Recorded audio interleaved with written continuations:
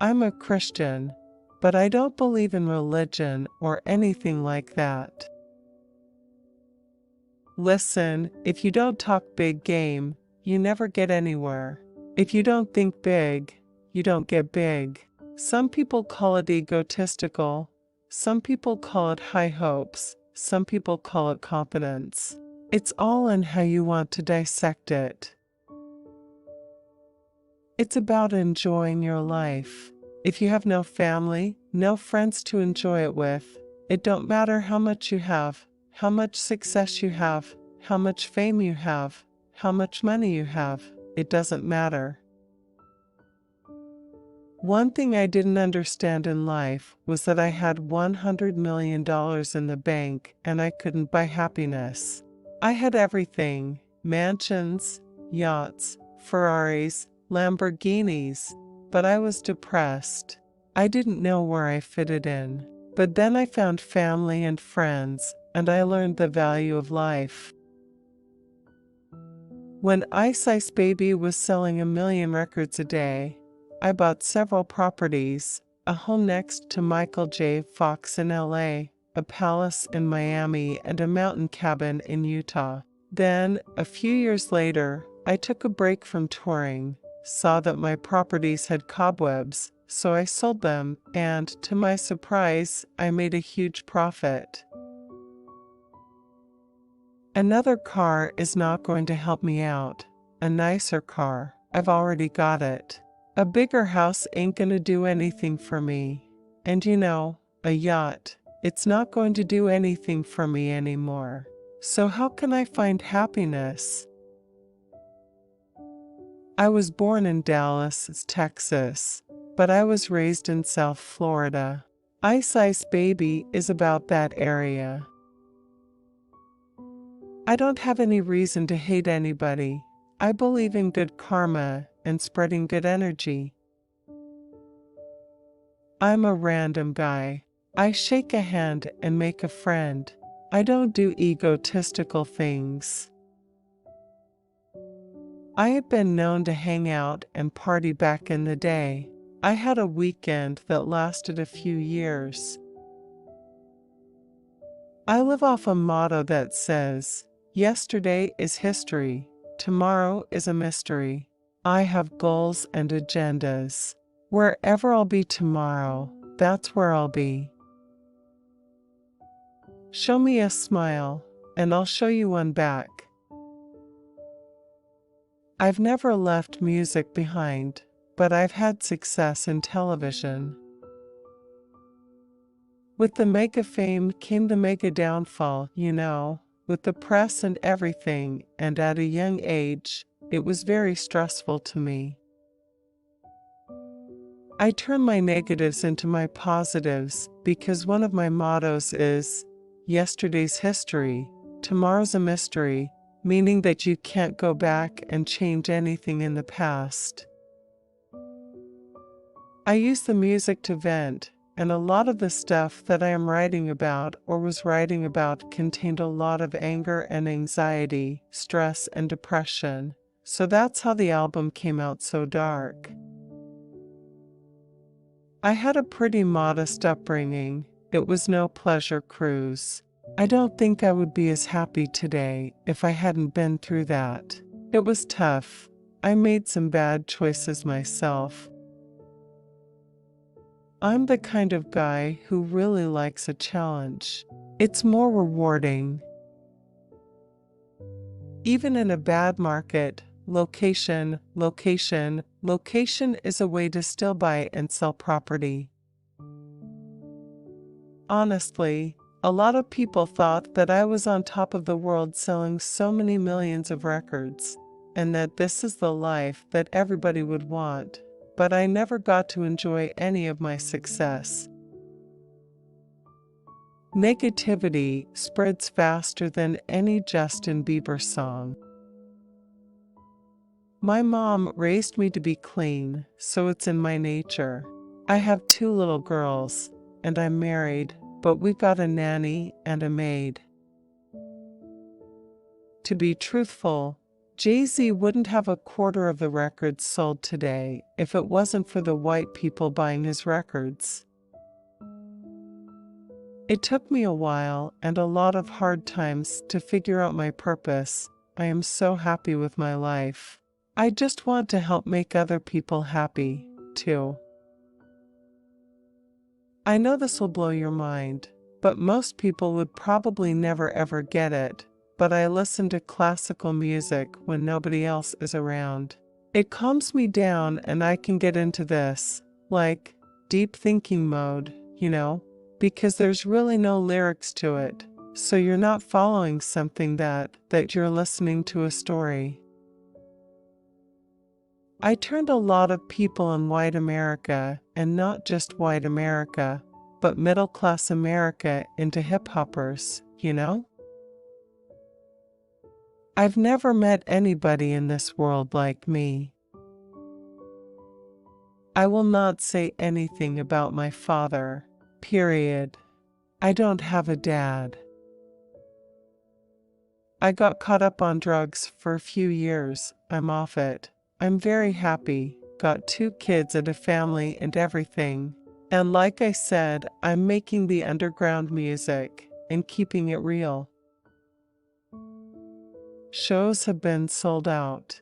It's overwhelming, I had no idea what to expect with this new sound and everything, and just to see so many people just come out and embrace it, it's overwhelming.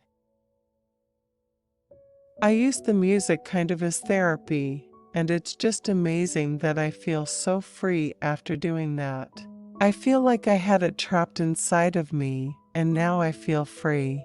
So it's been a very good therapy session for me as well. This was totally influenced by me and the direction that I am writing about and the stuff that I am writing about. There is just no way that you can be as intense as what I have been through in my life over a drum beat machine, sample, or loop. It's just not going to happen. I just kept it real and had the freedom to do what I want. It's not designed for any age group. It's not made for radio. There are no edits. The whole album contains explicit lyrics, but that's because you need it. It wasn't until '94, when I tried to commit suicide, that I realized that it wasn't about the money. I didn't end up going bankrupt. I made some great investments and I held on to my money, which also enables me to have the freedom to do what I want now. But it's not about finances, no matter what. It's about keeping it real. Learn from my mistakes, and you don't have to make them yourself. My breakdancing crew used to go to the mall and squat a piece of cardboard there. We had our jam box, and I'd spin on my head and make about $40 a day, which was pretty good back then. I was only 14 years old, so I would chase the girls around the mall and eat some pizza and have some change left over. I don't harp on what I could change about the past, because I can't go back and change it. But definitely a lot of things I would change. My main thing is music. It's what I do. I meet everybody. If somebody invites me to their house and they got a drum set close, I'm going to play, man. Let's jam. I don't care. Get in where you fit in and enjoy the experience. I've been playing concerts for many years, and it's still as exciting as it was the first time. I hope that shows when I'm performing. Rap is from the streets, and I'm from the streets. That's why a lot of people accept me. To me, a critic is some loser who has no idea, someone with an opinion. We all have opinions. No offense. But what makes them dictate what is cool and what is not? I do a lot of TV stuff, but I also turn a lot down. It's got to be an adventure. If you look at the statistics, people spend most of their time in the kitchen. Aside from the backyard, it's one of my favorite places to renovate. I bring people on stage with me. It's a good time, and people love to join in on the party. Show me a smile, and I'll show you one back. I have a very broad demographic, from the 8-year-old who knows every word to Ice Ice Baby and the college kid who grew up on ninja rap to the soccer mom and grandparent.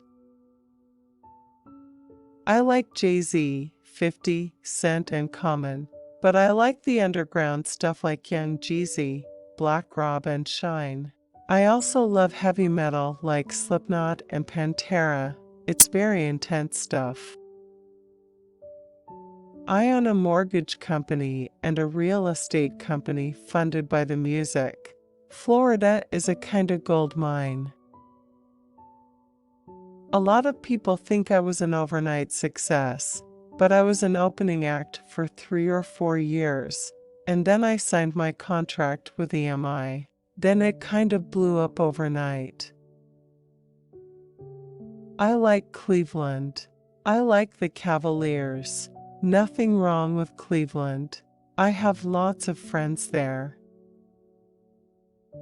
A lot of people don't remember anything since Ice Ice Baby, but I've got 3 records out since then, and they're all successes, but not commercially.